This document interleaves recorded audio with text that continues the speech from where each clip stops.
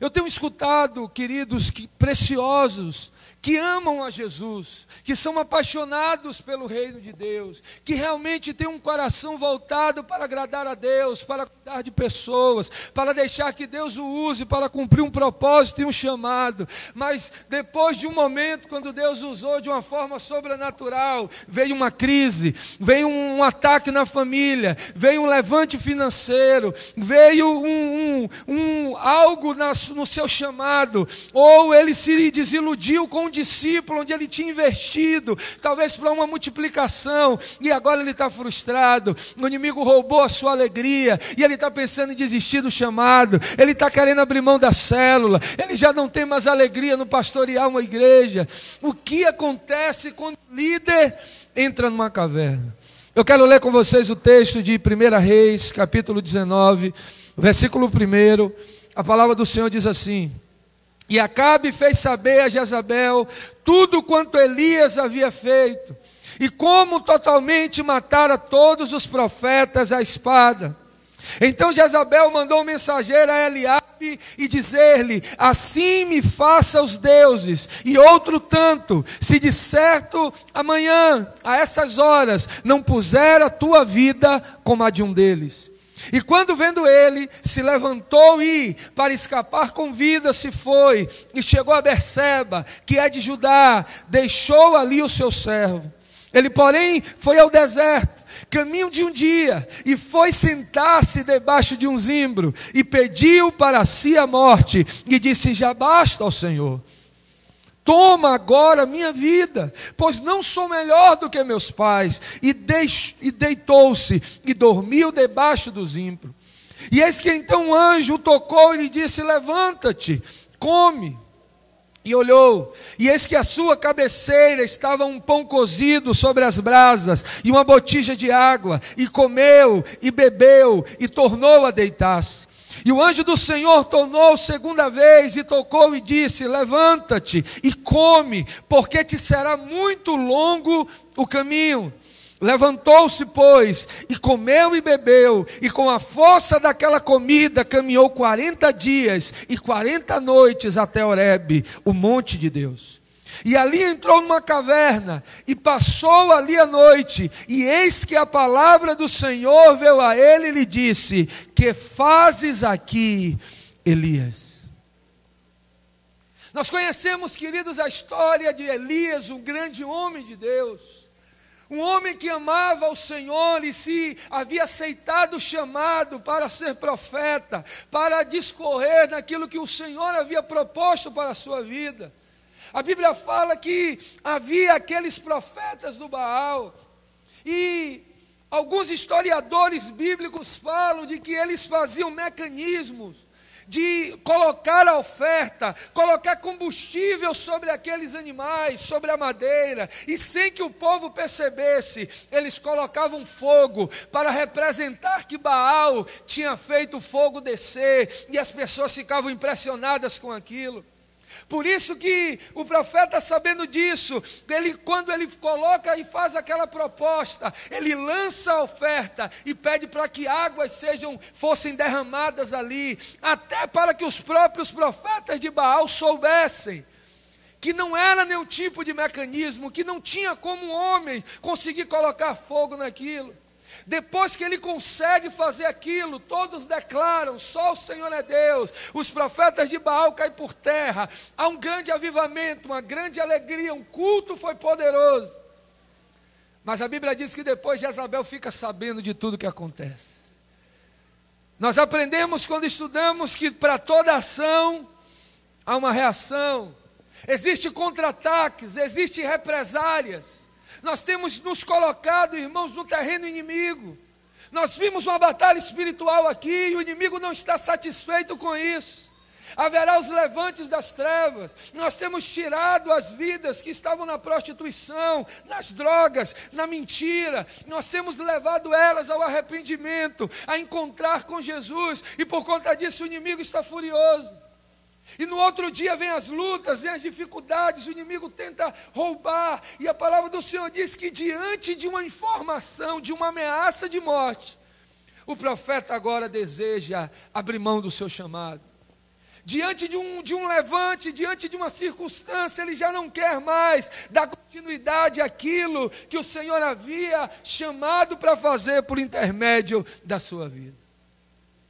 A realidade de Elias tem sido a realidade de homens e mulheres que foram chamados por Deus para revolucionar a sua vida, para revolucionar a sua geração, para mudar a história da sua família, para poder fazer a diferença na vida daqueles que Deus chamou, mas por causa de um problema, de um contra-ataque, de uma adversidade, de uma murmuração, de uma contenda, de alguém que não quis se submeter, agora ele está colocando em xeque o seu chamado.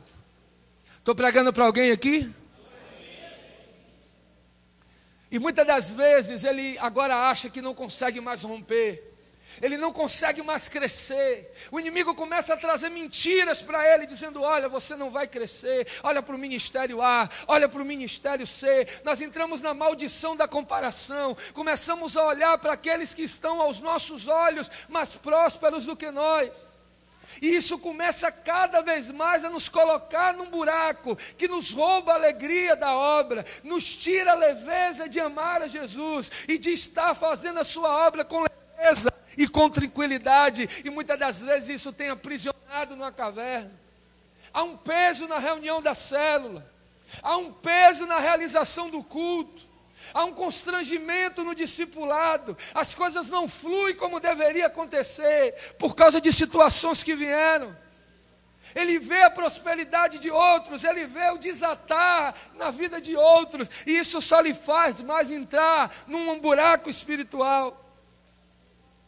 Esse texto, o próprio Deus, ele encontra Elias e ele percebe a situação como ele está. E ele desce para fazer um discipulado com seu filho, com seu discípulo, com seu profeta. Deixa eu te dizer, e hoje não tem sido diferente. Deus tem usado pessoas para fazer um discipulado com você. Deus tem usado pessoas para ser canal na sua vida, para poder trazer o querer dele, para poder ser canal, para poder te lembrar a promessa, para poder te dar direcionamentos que vai te tirar da caverna e te apontar de novo para aquilo que ele te chamou para fazer. Deixa eu te dizer algo, queridos, eu não sei como você chegou, ou como está o momento que você tem vivido. Deus te trouxe aqui para te dar uma palavra. Ele quer te tirar da caverna e quer te enviar para consagrar reis e sacerdotes, para declarar o ano aceitável sobre a sua vida e fazer coisas grandes e sobrenaturais através de você. Você está aqui, você recebe isso. Aplauda ao Rei que tem algo sobrenatural para cumprir na sua vida hoje, porque Ele te escolheu. A Bíblia diz que Deus traz Elias para mudar a sua realidade. Eu quero te dizer, abra o seu coração. Permita que o Senhor ministre o seu novo sobre você. A palavra do Senhor diz que não se coloca vinho novo em odres velhos. Os odres eram feitos de couro de animal. E quando se colocava o suco da uva para fermentar, depois do processo de fermentação, aquele processo gerava gases que distendiam aquele couro. E depois que aquele vinho era tirado, se o novo suco fosse deitado ali, quando novos gases começassem a ser gerados, aquele couro que já tinha sido estendido, ele se rompia e o vinho era perdido. E Jesus, usando essa analogia muito prática, diz: olha, não tem como fazer isso. E o que é necessário fazer então? Com muito cuidado se tira o couro da estrutura da madeira, se coloca sobre a água, deixa de molho sobre a água vai hidratar o couro. Agora você coloca sobre a estrutura do barril de novo, e aí sim o odre novo estará pronto para receber o vinho novo, e ele poderá cumprir todo o seu processo. Deus te trouxe aqui para que a água do Espírito possa hidratar a sua alma, para que possa te preparar para um vinho novo que Ele quer deitar sobre você. Não se coloca uma unção nova sobre uma estrutura velha, não se coloca um entendimento novo sobre um pensamento antigo. Nós temos aprendido nesses dias aqui que a essência é Jesus, que o propósito é o reino, que o principal é o nome dEle ser glorificado. A forma como é feita, é você que vai ter o discernimento diante do Espírito Santo. O que nós precisamos entender é: o Espírito, Ele quer trazer renovo sobre a sua alma, Ele quer hidratar você. Jesus, Ele tem algo específico para cumprir em nós. Deus vai àquela caverna para sinalizar algo na vida de Elias, e ali Ele trata de algumas áreas no caráter de Elias que precisavam de mudança. Deixa eu te dizer, você sabe por que muitas pessoas fogem do discipulado? Porque o discipulado desnuda a nossa alma. Às vezes nós estamos no discipulado e a gente diz: porque minha mulher, porque meu filho, porque o meu discípulo, porque está dando trabalho, porque a célula não cresce, e a gente fica correndo, fugindo de abrir o coração para ser verdadeiro, como o nosso querido irmão aqui do Ministério de Teatro pode estar dramatizando. Isso que você deu risada aqui aconteceu tantas vezes. O capiroto cantou uma historinha mentirosa no seu ouvido e você largou aquilo, porque ia ser mais macio para a sua alma do que você vomitar a verdade. É aquela história do camarada que confessa para o discipulador: olhe por mim, porque eu roubei uma corda. E o discipulador diz: amém, mas não é nenhum pecado tão grave assim, um pedaço de corda. Mas ele não disse que na outra ponta tinha um cavalo. A gente confessa em parte, a gente confessa superficialmente, porque a gente não quer ficar mal na fita, a gente não quer mostrar aquilo que realmente nós somos. Pastor Sabá falou do livro dele sobre transparência. Que livro, irmãos, desafiador. Nós abrimos a nossa alma para nos fazermos crescer. O Deus do céu, o Pai poderoso, Ele vai àquela caverna para dizer: meu filho, você precisa ser tratado em algumas áreas. Você é um homem de Deus, eu te amo, eu te dei um ministério, eu acredito em você, mas para cumprir o propósito que eu tenho a cumprir através de você, é necessário que áreas sejam mudadas na sua vida. Você está comigo? Primeira coisa que Deus queria tratar na vida de Elias: quem recebe um chamado de Deus nunca pode fugir quando problemas se levantam. Tem alguém que tem problema aqui, irmãos?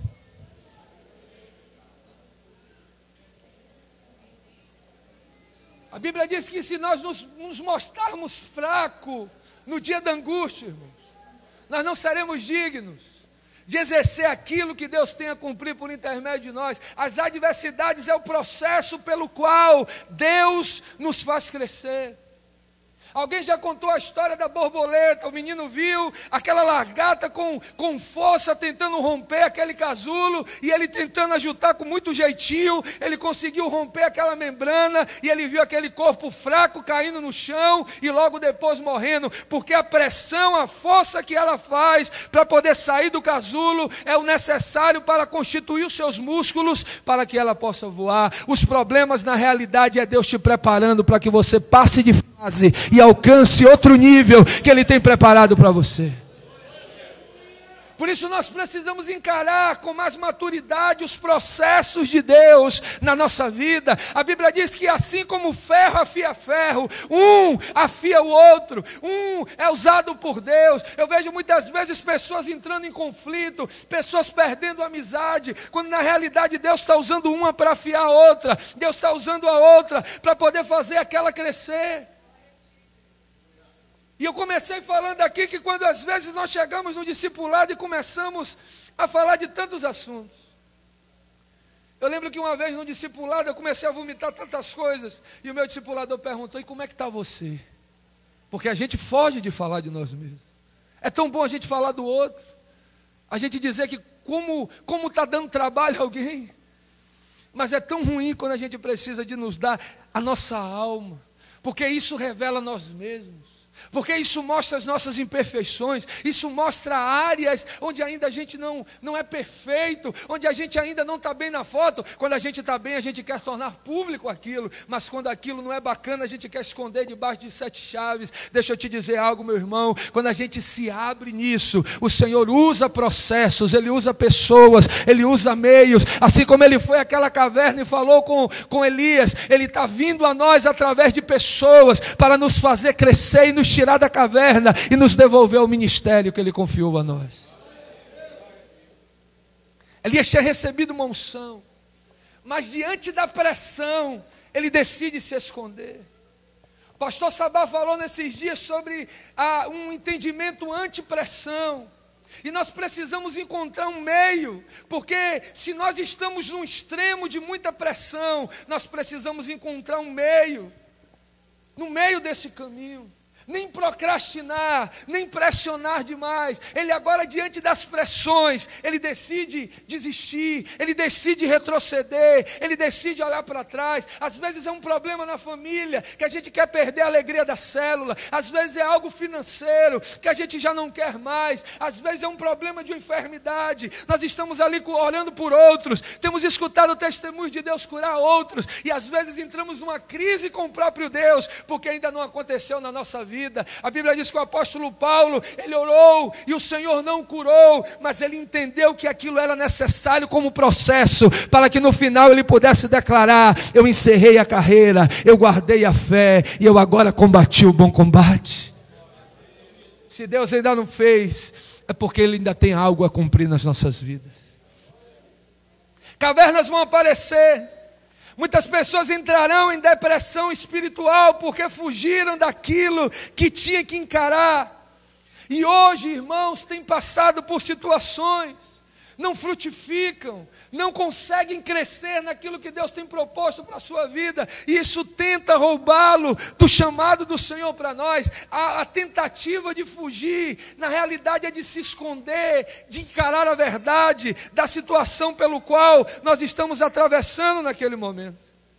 Eu quero declarar que se você desejar abrir o seu coração em Deus, Deus vai te tirar da caverna e vai entregar para você um ministério próspero, e você vai poder declarar: a glória da segunda casa será maior do que a da primeira, em nome de Jesus.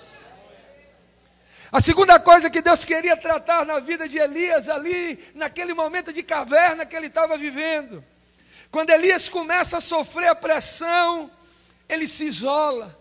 Olhe para alguém e diga para ele: querido, por favor, não se isole.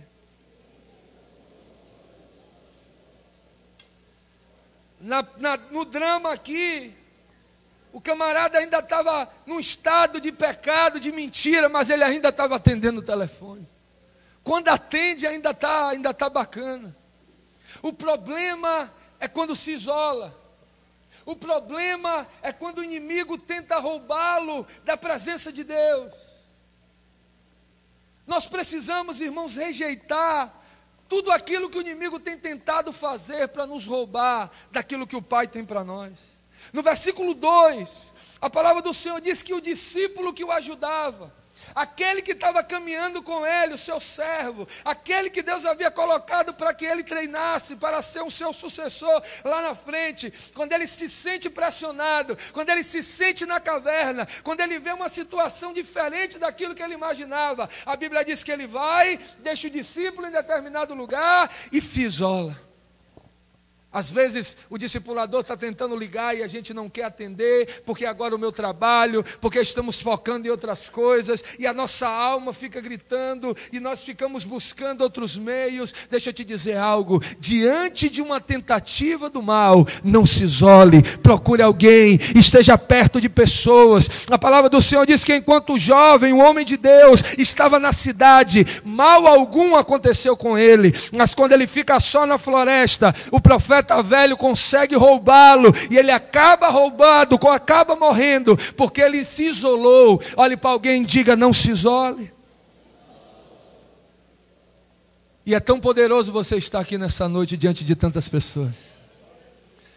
Mas nós vamos voltar para as nossas igrejas, nós vamos voltar para a nossa rotina de discipulado, de células, de ministério, de trabalho, de família. E muitas das vezes nós nos escondemos debaixo dessas coisas e nos isolamos. Não se isole. Deixe o Deus usar pessoas para te tirar da caverna. Deixe Deus usar pessoas para te inspirar. Deixe Deus usar pessoas para te fazer crescer. Deixe Deus usar pessoas para poder tratar a sua alma. Não se isole. Será que por causa de um problema que você sofreu um dia, você não quer mais confiar em ninguém? Eu costumo dizer, queridos, que Jesus orou por 10, só um voltou para agradecer. Mas Jesus não ficou com a alma fria e triste pelos 9 ingratos. Ele preferiu guardar o seu coração naquele que voltou para agradecer. Por que, pastor, você pensa isso? Porque ele continuou o ministério de cura, de milagres e maravilhas, porque o coração dele estava no que quis. Diante de dias de ingratidão, Deus sempre levantará aqueles que vai trazer alegria ao seu coração, e a sua alma precisa estar pegada a eles. Deus sempre vai trazer aqueles que vão mostrar que o negócio está funcionando. E nós precisamos entender isso com todas as nossas forças. Eu vejo líderes que dizem assim: não, já investi em muita gente, me frustraram, me enganaram, me traíram, e agora eu decidi que eu não vou mais perder o meu tempo, eu não vou mais confiar em alguém. O segredo de uma vitória que você tanto espera está na atitude na vida de alguém. Eu vou repetir porque você vai postar essa no history e vai colocar lá #imersão 2018. O segredo de uma vitória que você tanto espera está na sua atitude na vida de alguém. Jó estava ferido, magoado, triste, enganado, abandonado, desiludido. Quando alguém vem e o maltrata e o condena, diferente de qualquer reação humana, ele ora pelas pessoas. Meu irmão, a atitude dele com relação àquelas pessoas rasgou os céus e derramou uma unção de restituição na vida dele. Aquilo que o céu está guardando para derramar sobre a sua vida, está guardando a sua atitude com relação a alguém. Talvez enquanto eu falo, o Espírito Santo está trazendo a você a memória de pessoas, talvez daquele discípulo que você decidiu deixar a porta aberta para que ele fosse embora, porque é melhor ele estar fora, porque vai deixar de maltratar, ou vai deixar de te trazer problemas. Talvez seja uma liderança que você discordou, ou não entendeu muito bem. Aquilo que o Pai está preparando para você, está guardando a sua atitude com relação a alguém. Deus está querendo tratar Elias, e mostrar a ele a necessidade de se relacionar com outras pessoas. Igreja é pessoas. Igreja não são paredes. Aqui é uma estrutura que daqui a pouco já não vai dar mais. A gente vai ter que quebrar de novo, ou vai ter que ir para outro lugar maior. Você pode dar um amém aí para dar uma força? Interage aí. Então, é uma estrutura. Eu lembro que uma vez reunido com o presbitério, nós falávamos sobre pagamento, sobre eventos, sobre investimento. E quando a gente falou de algo que precisava ser feito, com muito cuidado, um querido discípulo falou: pastor, mas a gente tem um pagamento, nós precisamos honrar com um pagamento. E eu disse: olha, a igreja de pedra nunca vai ser mais importante do que a igreja de carne. O evento aconteceu, nós abençoamos pessoas, e Deus nos honrou com os recursos, e o pagamento foi feito. Nós não podemos aceitar, irmãos, que as situações nos roubem por causa daquilo que aconteceu. Largue esse defunto, deixe isso para lá. Não foi reconhecido, lhe traíram, lhe desprezaram, não foram gratos. Com Jesus foi assim, talvez tenha sido até melhor, porque o seu galardão vai ser maior na presença de Deus. Deixa eu te dizer algo: tudo que você plantou, você vai colher na presença de Deus. Tudo que você plantou, a palavra do Senhor diz que nada no Senhor é vão. Tudo que você tem chorado, tudo que você tem plantado, tudo que você tem derramado, Deus, Ele é fiel para fazer muito mais abundantemente, além daquilo que você pede ou pensa. Deus é poderoso para fazer e retornar. Se Ele não quiser, é o livre-arbítrio. Deus mandará outros que farão você colher na vida desses, porque nada no Senhor é vão. Toque em 3 pessoas e diga para ela: Deus vai te dar restituição em breve, querido.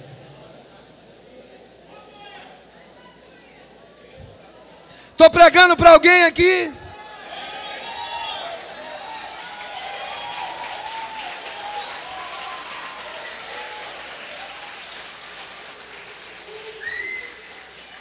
Se tem uma coisa, queridos, que um pastor pode falar é sobre decepção, é sobre ingratidão, é sobre desilusão, mas ele também tem muito a falar sobre superação. Esses são processos naturais na vida daquele que quer se tornar um líder usado nas mãos de Deus. Essas situações vêm para nos traquejar com relação ao cuidado de pessoas. Eu sempre falo que nós somos conhecidos não pelas nossas ações, porque elas são programadas, nós somos conhecidos pelas nossas reações. É quando aquele camarada nos dá aquela fechada no trânsito, que o sangue sobe e o pé encosta lá no assoalho, meu irmão, você fica cego. Isso não acontece com ninguém aqui, só tem crentão aqui.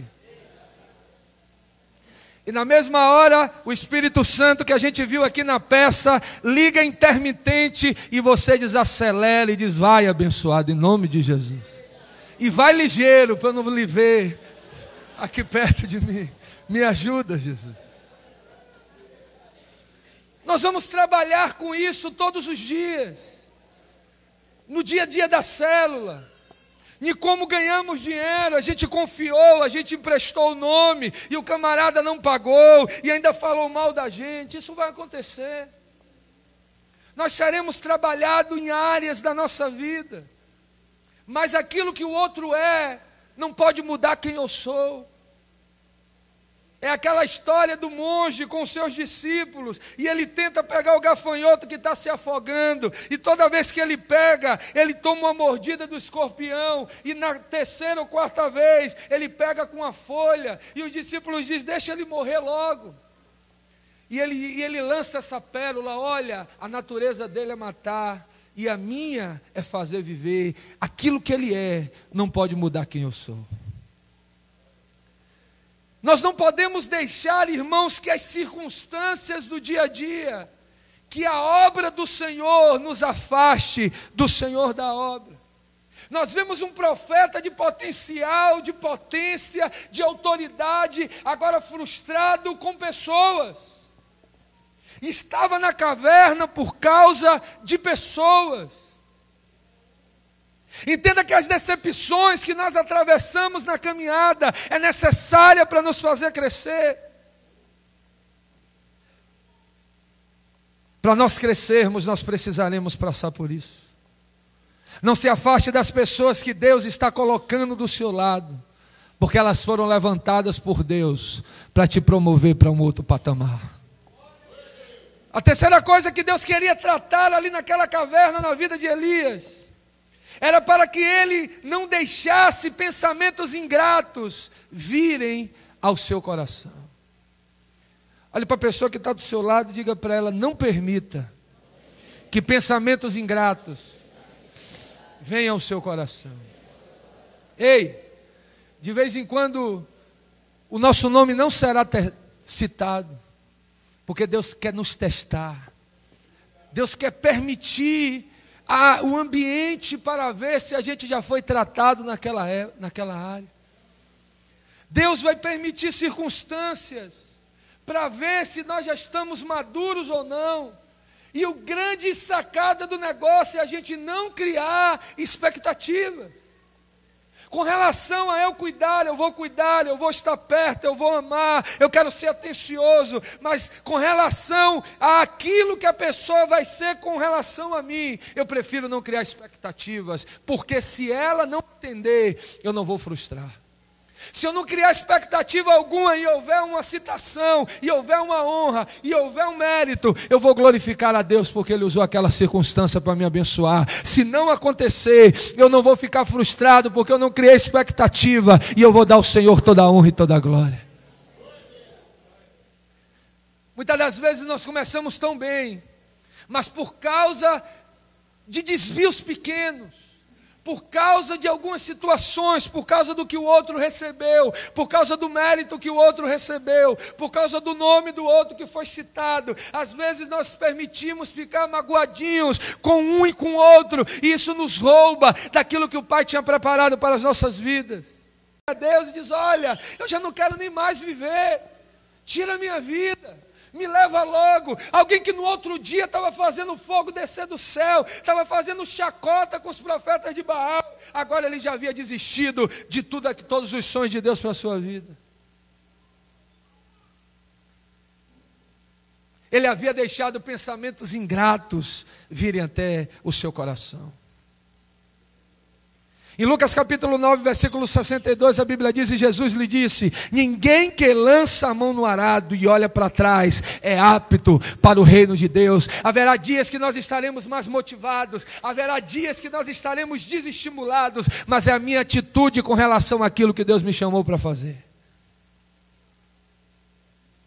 A Bíblia diz em Hebreus 10, 38, mas o justo viverá da fé, e se ele recuar, a minha alma não tem prazer nele.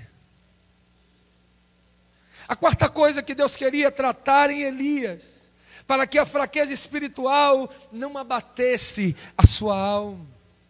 A Bíblia diz, queridos, que no texto Elias, ele estava diante de um sono profundo. Ele senta debaixo da árvore.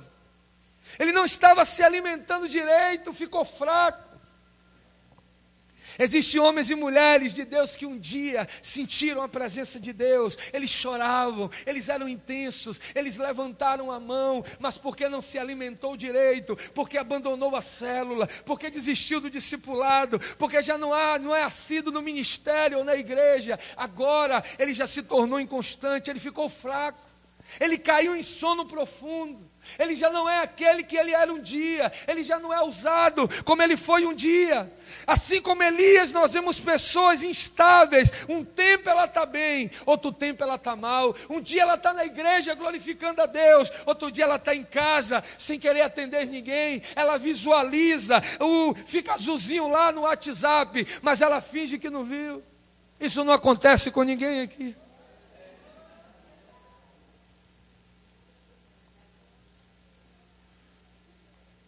Deus foi àquela caverna para trabalhar em constância na vida de Elias. Deus não vai poder usar um líder inconstante. Uma das marcas da maturidade na vida de um líder é que ele é constante. Ele continua. Ele faz aquilo que o pastor Sabá fez, ele reduz a carga. Ele procura um meio mais leve. Ele muda a forma de carregar o piano, mas ele continua constante, ele continua firme. Eu lembro que quando eu era pequeno, meu pai era um pouquinho gordinho, e ele decidiu ficar fitness, e ele começou a correr, e meu pai corria naquele ritmo dele devagar, e nós morávamos ali na Vitória, descia a ladeira da Barra, e ficava ali no Porto da Barra. Eu gostava de ir com ele, porque eu ficava ali na beirinha da água, enquanto via ele correndo para lá e para cá. E teve uma vez que eu estava com ele indo para Undina, acompanhando ele correndo, e aí 2 meninos novos passaram por ele correndo, igual a bala, e disseram: vai o coroa ali, parecendo a tartaruga diz. E quando chegou lá na frente, agora meu pai no ritmo dele, olhou para os 2 no chão e disse: vai o coroa aqui agora ainda.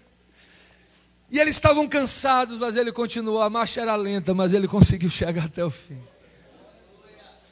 Olhe para o irmão que está do seu lado, diga para ele: se for necessário, diminua a carga, mas não pare. Diminua a carga.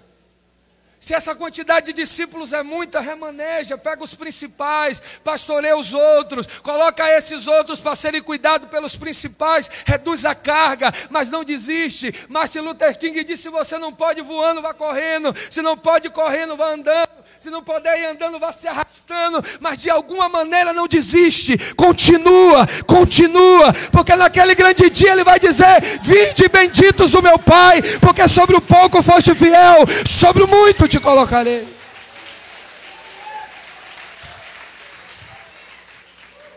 Deus vai até aquela caverna dizer para Elias: se você quer sair da caverna e ser um líder poderosamente usado, você precisa abandonar a inconstância. Em quinto lugar, Deus trabalha na vida de Elias o orgulho e a soberba. Ele tem que ser chamado, ele tem que ser citado, ele tem que ser consultado. Elias, quando vai se justificar, ele diz para Deus: Deus, só tem eu. Glória a mim, aleleu, louvado seja meu nome. Só ficou eu aqui, ninguém mais quer conta com Deus. Talvez os profetas de Baal estejam recebendo mais. Deus olha para ele e diz: não, filho, você está enganado. Tem outros 7.000 que também não se prostraram, que estão na casa, que estão lá na casa de Obadias, que não se prostraram, que não aceitaram. Às vezes a gente está achando que a gente é o último biscoito do pacote, que Deus só nos usa, que Deus entregou um talento, um dom, um ministério, e quando a gente começa a agir assim, Deus levanta um menino para nos mostrar que é Ele que faz do jeito dEle, da forma dEle, para o nome dEle ser glorificado. João era uma voz, depois de um silêncio, de décadas e décadas de Deus. As pessoas iam para o deserto, no sol quente, porque via uma unção de Deus fluindo por intermédio da vida dele. Ele podia deixar aquilo subir a sua cabeça. Quando ele vê Jesus, ele olha para os discípulos e diz: veja, aquele que é maior do que eu, importa que ele cresça e que eu diminua. Elias entra na caverna porque ele deixou com que a soberba, Deus começa a fazer, o negócio começa a acontecer, aquele pouquinho de gente começa a crescer, aquilo que era inexpressível começa a ser expressível, as pessoas começam a falar, começam a comunicar, ele começa a ser convidado, as coisas começam a surgir, e a motivação do seu coração é o que vai declarar a continuidade do seu crescimento ou o início da sua derrota. Deus entra naquela caverna para dizer para Elias: você precisa ser trabalhado no seu orgulho e na sua soberba. Deus não vai usar líder que não deixa com que o Senhor continue trabalhando. Um dia eu estava numa conferência escutando a pastora Eliane Canté, esposa do pastor Canté, querido pastor Canté. E ela fala que uma irmã sai do seu discipulado e fala 100 coisas sobre ela. E liga para ela dizendo: olha, não quero ser mais sua discípula por isso, por isso, por isso. E falou muitas coisas. E naquela hora ela ficou tão triste, tão brava com aquilo. Mas depois ela ponderando sobre aquelas informações, das dezenas de coisas, 5 coisas era verdade. E ela decidiu inclinar o seu coração e voltar lá e dizer: eu quero te pedir perdão, porque nisso aqui, eu preciso crescer. Olha para a pessoa que está do seu lado, diga para ela: você não é conhecido pelas suas ações, mas pelas suas reações. A Bíblia diz que aquele que quer ser o maior, que seja o menor. Aquele que quer crescer, que diminua, que sirva a todos, que se coloque na posição. Os discípulos não haviam entendido, e Jesus diz: me importa que eu lave o pé de vocês. Existem pessoas que deixam de crescer porque não querem mais aprender, muitas vezes com aquelas que são menores do que elas. Não vou repetir, porque você precisa dar um glória a Deus, estilo Cabo da Ciolo agora. Existem pessoas que deixam de crescer porque não querem mais aprender, muitas vezes com aqueles que são menores do que ele. Glória! Aplauda ao Senhor.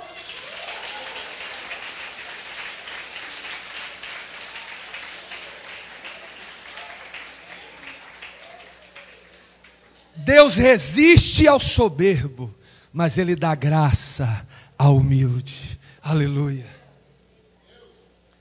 Ele olha para dentro de nós e quando Ele percebe uma atitude de humildade, uma atitude de renúncia, uma atitude de submissão, Ele dá graça.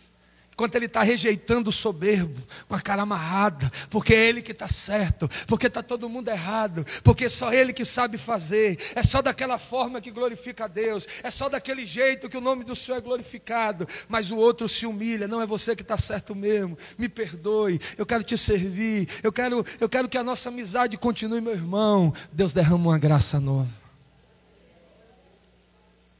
Deus queria tirar Elias da caverna, mas para isso acontecer, ele precisava aprender algumas lições. E eu quero concluir falando sobre algumas lições necessárias. Deus primeiro falou por que ele estava lá. O discipulado só é proveitoso, irmãos, se houver ações corretivas e ações de envio. Deus mostra para ele por que ele estava lá. E agora revela para ele as ações necessárias para que ele pudesse sair. Em primeiro lugar, para que ele pudesse sair da caverna, ele precisava parar de tentar culpar os outros pelo fracasso. E ele precisava começar a assumir a responsabilidade das coisas que precisavam de mudança. Coloque a mão no seu coração e diga: o culpado sou eu. Seja liberto hoje em nome de Jesus. Se as coisas chegaram ao ponto que estão, irmãos, a culpa não é de A, de B e de C, a culpa é nossa, que permitimos que essa circunstância chegasse a acontecer. Enquanto você estiver procurando o culpado, você vai continuar na caverna, mas no momento que você reconhecer em Deus a sua posição, Ele vai olhar para você, a graça vai entrar com intervenção, e Ele vai te remover de lá. Você merecia ficar lá, mas por causa do sangue de Jesus, por causa da misericórdia de Deus, por causa da sua tentativa e tendo a revelação da graça, por isso que Deus trazia uma unção tão grande sobre Paulo, porque ele diz: pecadores, e eu sou o maior deles. E quanto mais ele declarava o seu estado carnal, mais a graça de Deus se manifestava para se cumprir. Onde abundou o pecado, superabunda a graça de Deus. Para nós sairmos da caverna, nós precisamos reconhecer a realidade do que somos. Para que possamos sair da caverna, você precisa vencer a tristeza, precisa vencer a depressão com alegria. Nós não podemos achar, irmãos, que reino de Deus, ele é feito com pesar. Eu quando oro, eu tiro momentos de ações de graças, eu digo: Senhor, eu sou tão grato, porque eu sou pastor. Eu sou tão grato por cuidar de pessoas, por capacitar líderes, por poder desenvolver essa arte. Eu me identifiquei muito com o pastor Sabá exatamente por causa disso, por achar um lugar em Deus, um lugar de prazer, de apesar de não me achar digno de fazer, de ver outros que poderiam fazer, Deus por algum motivo misterioso me colocou para fazer. E eu vejo que alguns ainda não conseguiram o seu lugar ao sol no seu ministério, porque levam com peso, com tristeza, com rancor, com luta, batendo com um, degladiando com outro, combatendo com outro, achando que o reino de Deus pode ser feito dessa forma, ferro e fogo. Não vai acontecer. A Bíblia diz que um reino subdividido, ele não vai resistir. Você precisa tomar algumas atitudes hoje, porque Deus quer te dizer: filho, eu quero te levantar para ungir reis, eu quero te levantar para ungir profetas, eu quero te levar para levantar líderes de célula, eu quero te levar para capacitar lideranças, eu quero te levantar para plantar igrejas, eu quero te levantar para ser usado para o crescimento, para a capacitação, para fazer romper naquela graça que Ele tem derramado sobre a sua vida. Onde estão aqueles que vão sair daqui, vão romper em Deus? Digam aleluia. Neemias 8:10, enquanto a pressão de Sambalate e Tobias eram grande, a pressão do inimigo era forte, diante de toda a pressão e oposição e problemas que Neemias estava passando naqueles dias, ele declarou: portanto não vos entristeçais, porque a alegria do Senhor é a nossa força. Aleluia! Meu irmão, você precisa declarar essa alegria todos os dias. Você, pai, tem que chegar na sua casa e mudar a atmosfera da sua casa. Você precisa chegar no seu trabalho e mudar a atmosfera do seu trabalho. Você precisa chegar na célula. Uma das coisas que levam a célula a crescer é a atmosfera de alegria. Não vai adiantar, meu irmão, um lugar com um ambiente de fofoca, de discórdia. Chega, dá para ver aquela nuvenzinha preta, cinzenta, saindo raio na cabeça do elemento. Não vai acontecer. É dar murro em ponta de faca, é ficar se desgastando, é só marcar o dia para fazer o enterro do negócio. Uma atmosfera de alegria, as pessoas chegam do trabalho, já ali, vencidas ali, tão suadas, mas elas vão lá porque dizem: eu vou receber uma palavra de Deus, vai vir um rema, vai haver uma oração no final, alguém vai testemunhar que Deus operou um milagre, eu preciso ir na minha célula, aleluia.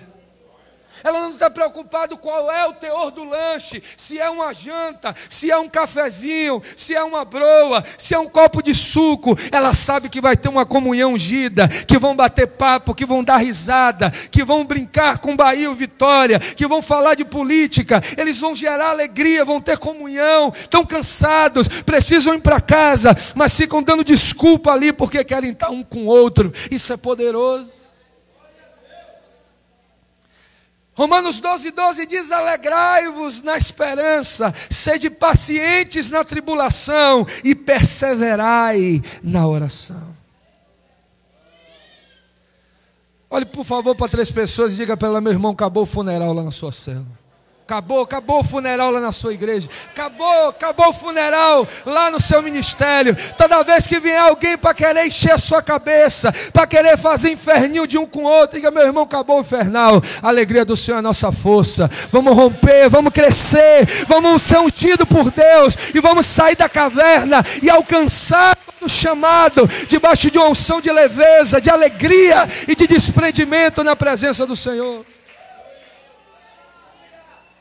Os ataques de Jezabel são apenas treinamentos para coisas maiores que estão por vir. Como Deus vai te dar coisas maiores se você ainda não passou dessa fase.